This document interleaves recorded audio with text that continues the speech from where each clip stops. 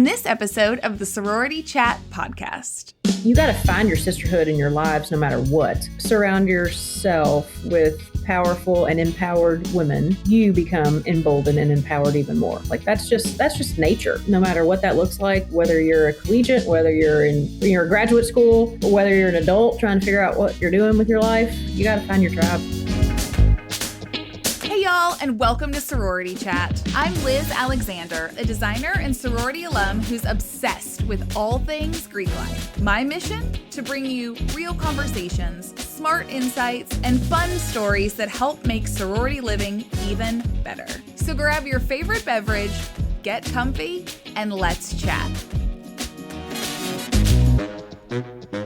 Hey sorority chatters, I am beyond excited for today's episode because I get to introduce you to someone who's not just a powerhouse in her career, but she's also one of my very best friends. Lindsay Hughes Thurston is a district court judge in Fayette County, Kentucky, running unopposed for re-election this year, I might add. Woot woot.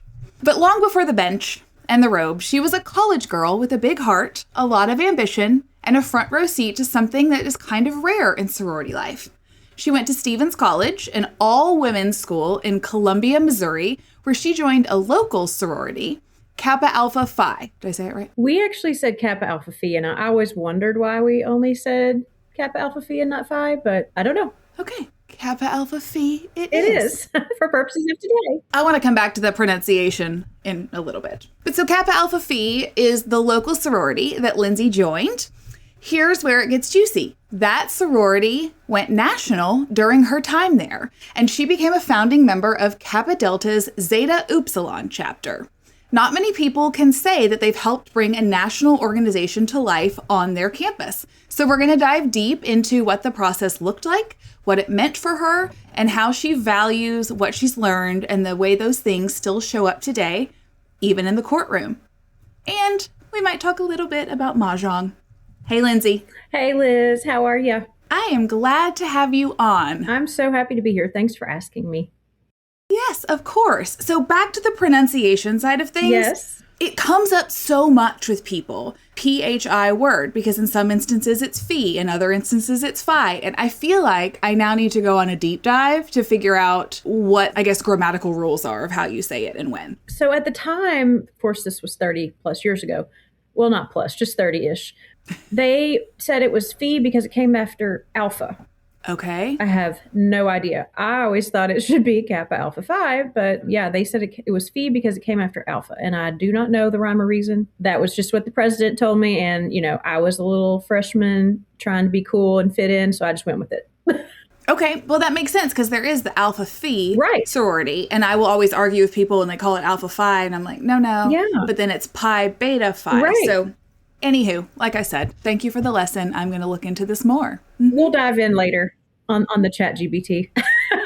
Yeah, totally. So before we go all in on the college stories, give us like a 60-second version of Judge Thurston. Like, what is the day-to-day like for you now? Well, the day-to-day today is I am at home snowed in under a couple of inches of ice. Otherwise, right now I would be in drug court. I'm a district court judge here in Lexington in Fayette County, completing my second term. This is the fourth year of my second term. Next year, I will hopefully be reelected because I am running unopposed. I'll be starting my third term.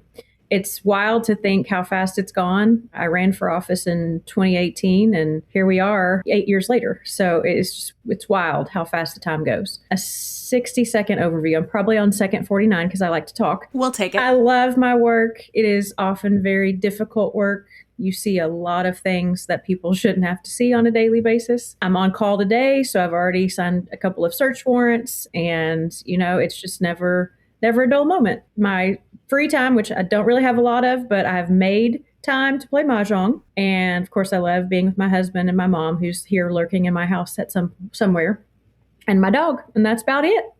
I think that's pretty good. For the 60-second overview, I thought that fits. It was very concise, very well done. What's something that people might be surprised to learn about your college years? I think a lot of people are surprised that I went to an all-women's college. I agree with that. Yeah, and it never even really dawned on me that that was a weird thing. And I guess it's because we were right across the street from the University of Missouri. So it's in Columbia, it's a college town. So I didn't really feel like, sometimes when you think of a women's college, you think of it like high atop a hill, where it's secluded and nobody can get to it. And there's like a moat around it or something. That wasn't the case. We were right down in Columbia in this, city proper. Mizzou was right across the way. And so we never really felt like we were isolated. And it was great. I mean, you could just roll out of bed and go to class and nobody cared. I mean, we're all just hanging out and all a bunch of girls. There wasn't a whole lot of social pressure, I guess you could say. But I loved it. It's a very small college. At the time, there were maybe 1,000 students there. I think it's even gotten smaller since. But yeah, I think that's probably my most strange college trait is that I went to a women's college. Well, especially because your high school was co-ed, so it wasn't like you were going to an all-girls high school and then chose to continue that on. What was like the major draw for you to go to Stevens? Well, we went out to visit. I had a college counselor, of course, during that period of where am I going to go to school. I wanted to go away. I didn't want to go too far away. So we looked at Center. We looked at Transy, which is not away. Transylvania is like 2 miles down the street. We looked at Center, went to Stevens, and I felt good there. I felt safe. I felt like I could, really thrive. And of course, they gave me some scholarship money too, so that helped.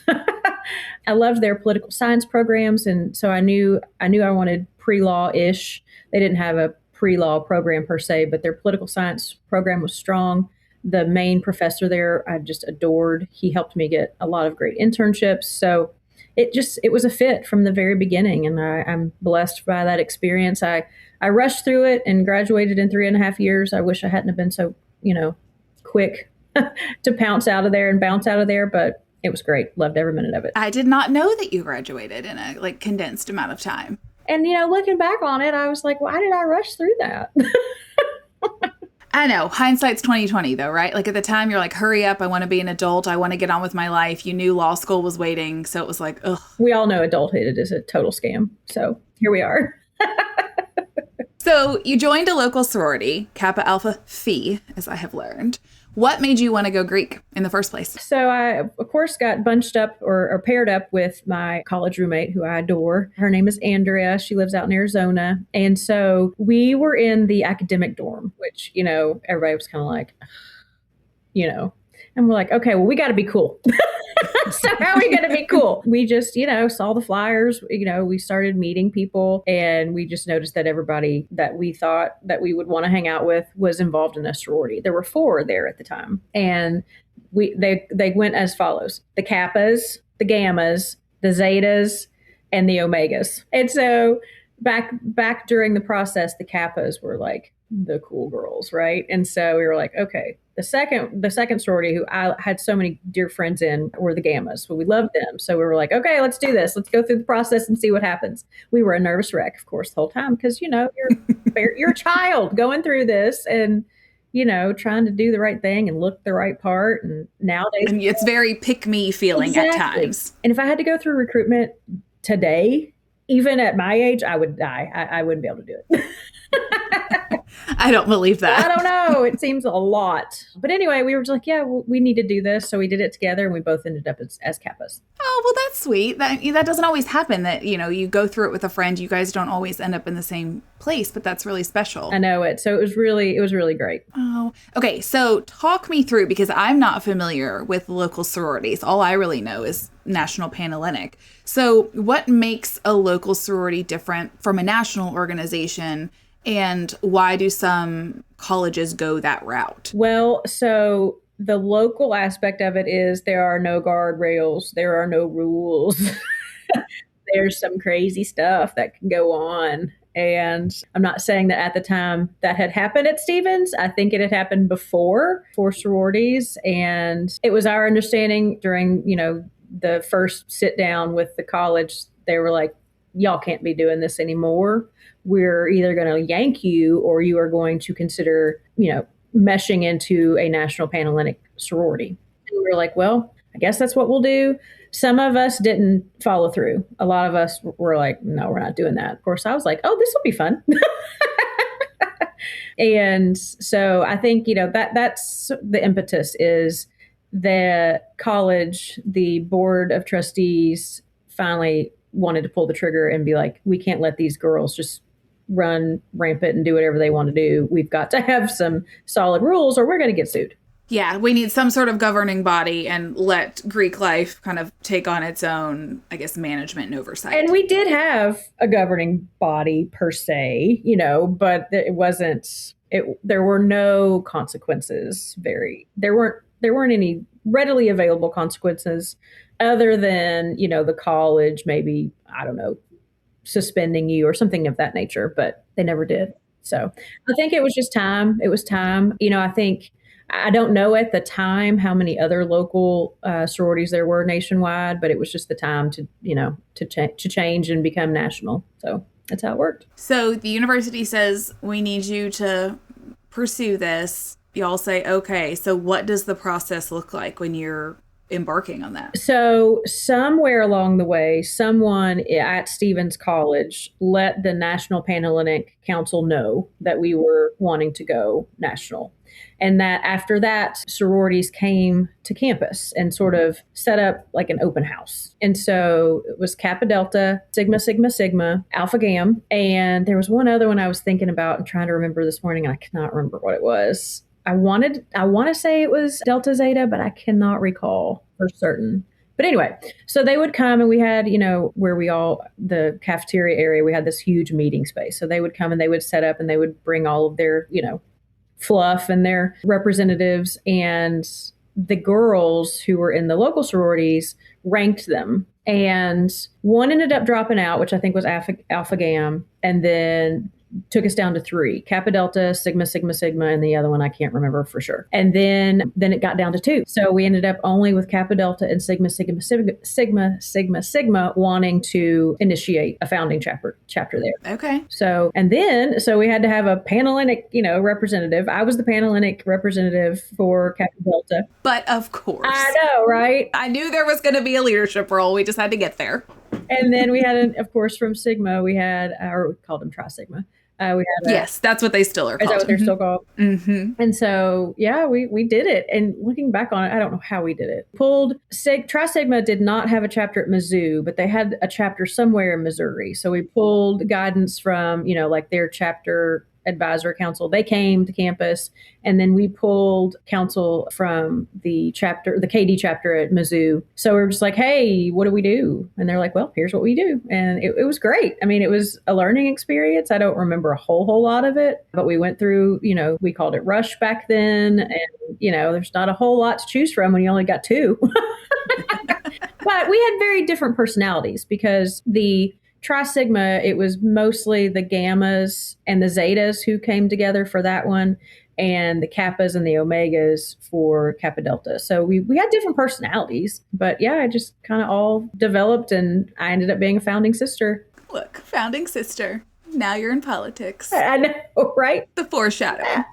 I know. Looking back on it, there's a lot of foreshadowing because, yes, I took the leadership role. Also, Kappa Delta, their philanthropy is Prevent Child Abuse America. And I'm like, well, that's what I do in my daily job. So it all kind of, shook out. Oh, that gives me goosebumps, though. I love those full circle moments when you can look back and be like, oh, I feel like this was why this happened to me, or that was the purpose of that stepping stone. I totally agree with that. It's just funny how that works.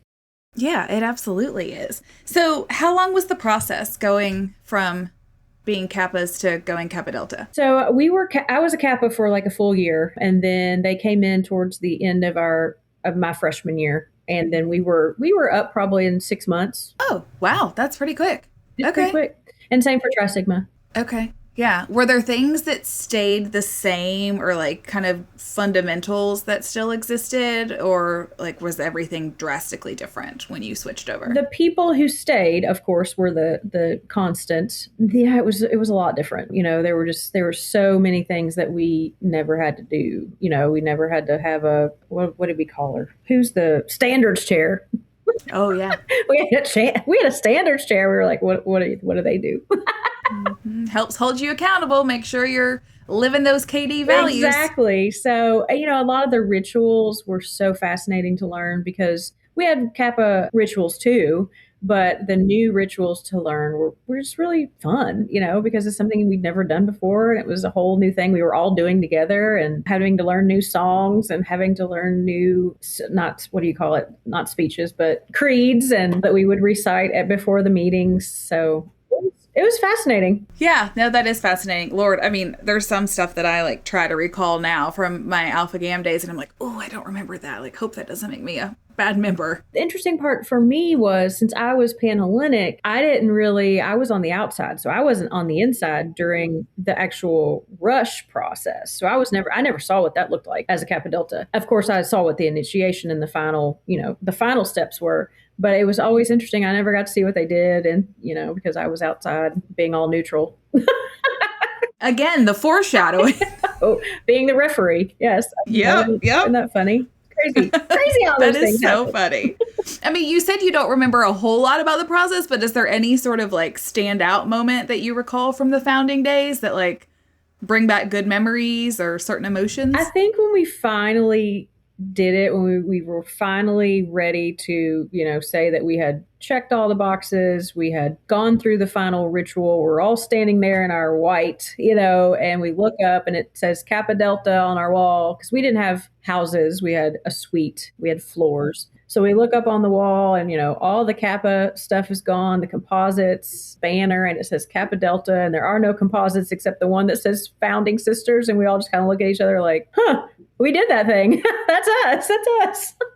We're going to go down in history, So I think that was the moment where we just kind of sat back and thought, wow, we That's did that. really cool, though. It is really neat. And, it's something I never really thought of until we talked about it, how not many people, I guess, have that experience. And I never really thought of it as being a unique experience. It's just something I did, right? And so when we talked about it, you and I was like, yeah, you're right. Not everybody has that. It is. It's just so interesting because that going from a local organization to national, and you still do hear like if a chapter leaves a campus and then when they come back and reestablish, people get to be a part of that sort of foundation. But they're like truly starting from the ground up, unless a campus is like offering extension and an organization is coming for the first time, there's not a lot of that these days. So most of these chapters are really long standing, and there's positives to having that storied history, and there's positives to getting to do like what you did and establish a new organization and kind of carve a new path. Yeah, it was fun. And I'm glad that you made me think about it that way. Like I said, I just thought, I guess other people do that. I don't know. But then thinking about it, no, they don't. So thanks, Liz. Yeah, well, you are welcome. And then it's been funny, you and I talking as we've been preparing for this episode. You're like, I'm going down memory lane. You're pulling out college pictures. You're pulling out composites, all these fun mementos. Yeah, it's so funny. I reached out to one of my sorority sisters and I was like, hey, I'm doing this podcast. And she was like, oh my God, that's so exciting. And because she was a Kappa and we went KD. And I was like, do you have our composite? And she's like, I have a picture of it. Let me find it. And so that's how I got it. And so I don't know if you knew this, but since then, here's the other plot twist that just totally breaks my heart. It closed. Kappa Delta and Tri Sigma closed on Stevens. Oh. Yeah, on Stevens' campus. So that was maybe 2 years ago. Broke all of our hearts into little pieces. And the reason why she had a picture of our composite is because she lives in Missouri. Like she lives in Mexico, Missouri, which is about, 20 minutes from Columbia. She teaches at Mizzou. And I was like, you've got to go get our composites. Like somebody's got to get them. They just can't just I don't know. And so she did. And I don't know where they are, if they're with her, or if she preserved them with the college or not. But so that's how that all shook out, is that's how she had that picture. So. Oh, well, I hope that they are getting preserved. I had a previous guest on the show, Megan Rosenthal in North Carolina, and she was actually, I believe she was Tri Sigma at UNC. I may have the organization wrong. But anyway, her chapter closed. She has pulled composites hanging in her house. See? And then she gives them to her friends. And so I'm going to we need to get this friend of yours, this sister of yours, to start giving composites. We'll find places to put them in your house. I mean, I love it. Yes, you are the interior designer. You can help me do that. Yeah. I feel like we have a new project. Those are special, especially the one I'm in, of course. Duh. I was like, you got to go get that, Courtney. So Anyway, but yeah, Oh, just broke our yeah. hearts. There was just very little interest. The college itself, as I mentioned, is getting smaller. So It's a numbers game. And so if it doesn't make sense anymore, then it makes sense that it the is. organizations just go on their way. What is something that you've learned or that you learned in your sorority experience that you still carry with you today? You've talked about a couple kind of like sneaky things, but I don't know if there was anything more prevalent to you. I think, one of our banner sayings is go confidently. And I think I pretty much embody that. At least I try to, and even if I'm not confident, I fake it. But everything that was from the jump, honorable, beautiful, and highest, and go confidently. And I think that's definitely one of the tenets that is always going to be with me. And I can kind of see it come out sometimes when I'm talking to my kids in court, who are, social media is killing our kids as far as their confidence and the comparison culture. All of this, and your audience, I'm sure, knows all of this, but the comparison culture is just pushing our kids and their confidence to an all new low. And so I'm always trying to build them up, and especially my girls who are in court. Of course, tale as old as time. They think they're ugly. They think nobody likes them. They think they have nothing to contribute in this world. And so I see myself pulling that tenet out of my past and trying to push it through these kids and out into the world. I don't know if it's working, but I certainly try. I feel certain there's a good ripple effect there. But yeah, I mean, that breaks my heart. You're right. The comparison culture. And I am regularly reminded that I'm so thankful that social media was not a part of my coming and growing up experience, because it is brutal. Seriously. Like, it is, I have gotten to the point in some of my proceedings with my kids that I've taken their phones and I lock them away. They're safe, they're not tampered with, but by golly, they're not going to get on the Snapchat and do something stupid, or I don't know, or call somebody a name or be called a name. It's bad. It is really bad. And yes, you are so right. On many levels, I'm glad there was no social media when we were coming of age, but just for that, just the comparison and the bullying, and it's really sad. It is.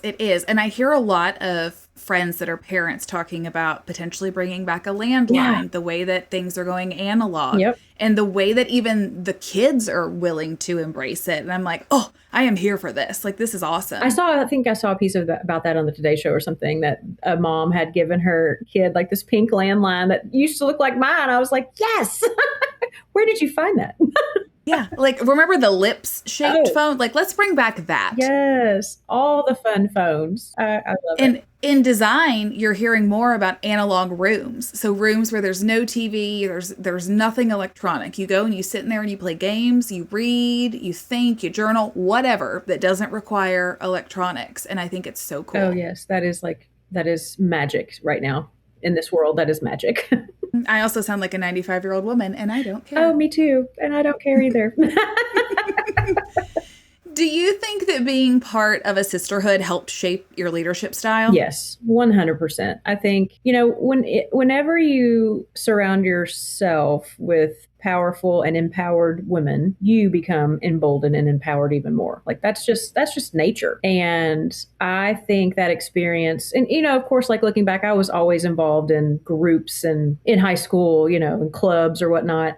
I was a dancer. So when you're with people after school and ballet class for 6 hours and you get home to do your homework at midnight, you that is a sisterhood. So I think you got to find your sisterhood in your lives no matter what. I know for sure at Stevens and in my sorority experience and in my Kappa Delta experience, my leadership skills began to develop, strengthened, and helped me propel straight into law school and where I am now. Which I think is so cool that there is that through line for you. And I agree. We've had this conversation a few times on the show with people that like, okay, Greek life may not be for everyone in the same way athletics is not for everyone, but each is like finding your own family and your place to plug in, and your sense of belonging kind of is fostered through that. Absolutely. It doesn't have to be Greek. It doesn't have to be on a team. You just got to find your tribe, no matter what that looks like, whether you're a collegiate, whether you're in your graduate school, or whether you're an adult trying to figure out what you're doing with your life. You got to find your tribe. That is very, very true. What would you say to somebody today who is thinking about going Greek, but is hesitant or thinks it's all just like fluff and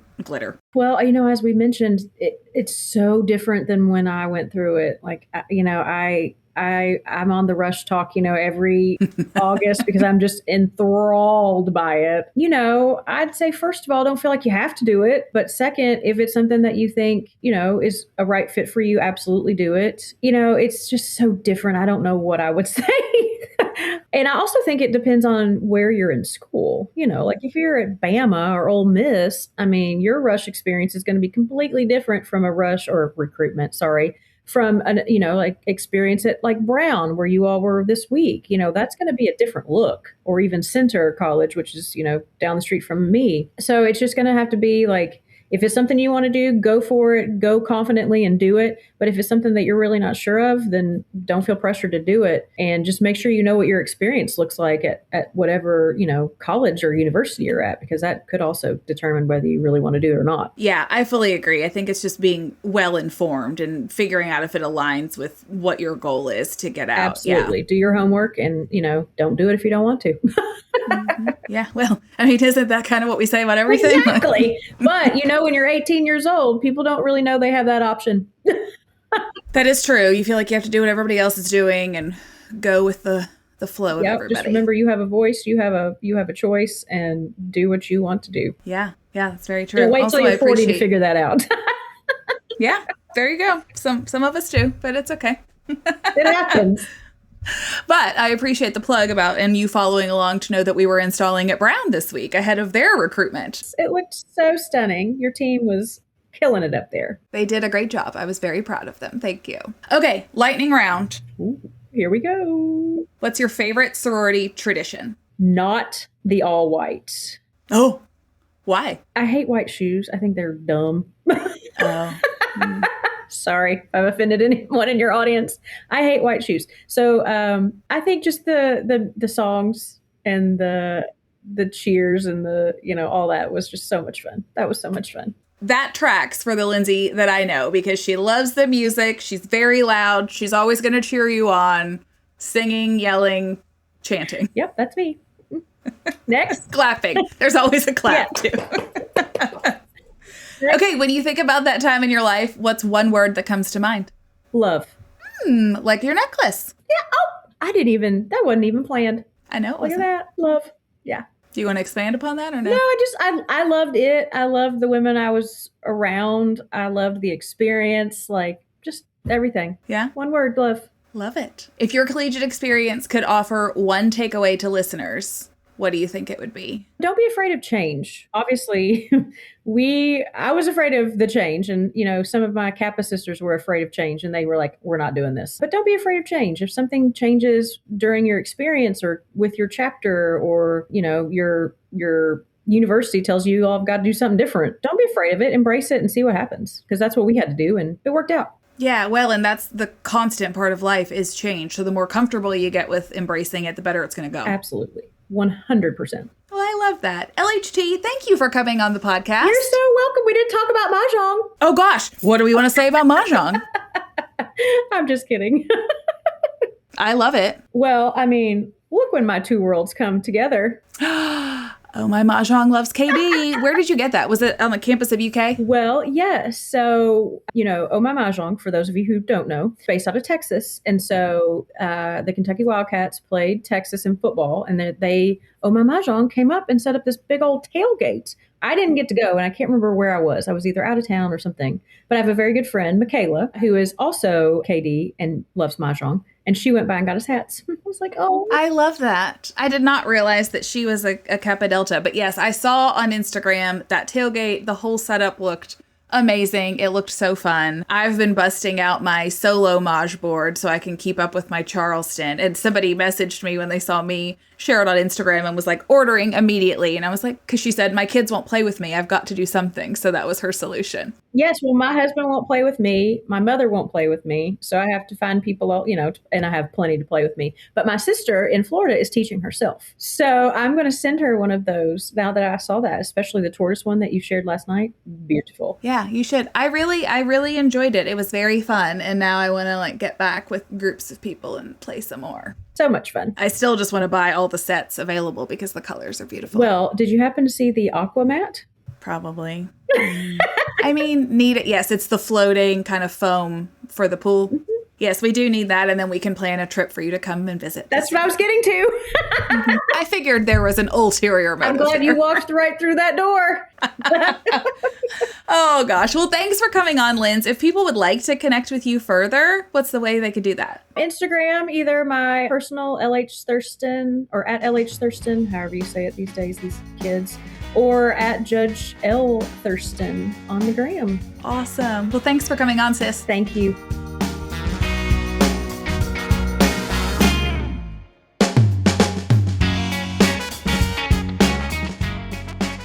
Welcome to Liz's House Hot Takes. This is where I take the lessons I've learned over the last 16 years of designing Greek houses and offer you my pro tips. Here's today's House Hot Take. Big visions need early starts. Dreaming of a complete house renovation? That is not a 6-month project. It's 2 to 3 years in the making. You need to factor in phases for fundraising, planning, approvals, and construction. The earlier you start, the smoother it goes. Big visions need long runways. Thanks for listening to another House Hot Take. For more inspiration, check out the PDR Interiors Instagram or TikTok. I'm Liz Alexander, and this is the Sorority Chat Podcast. Catch you next time.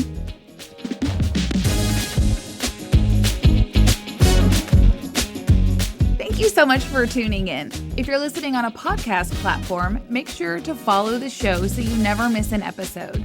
And if you got something out of today's conversation, we'd love for you to leave us a 5-star review. It helps us reach more listeners just like you. If you're watching on YouTube, be sure to check out this video right here or this one over here. And don't forget to like and subscribe. It really helps us out. I'm Liz Alexander, and this is the Sorority Chat Podcast. Catch you next time. This podcast is produced by Collier Landry for Don't Touch My Radio. Copyright Liz Alexander.